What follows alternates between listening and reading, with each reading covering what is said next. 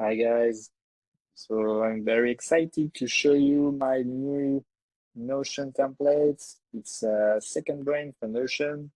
It's very cool. It's for everyday OS. You have your bookmark and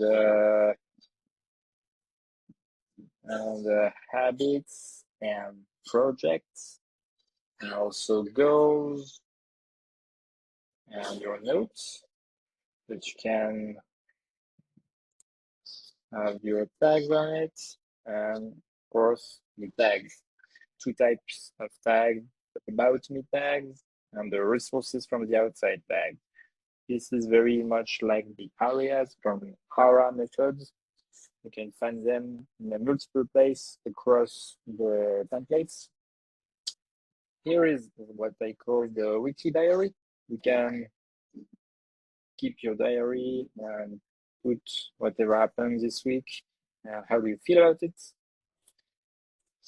If you go back, you also have the entertainment tracker, so you can see what are you going to see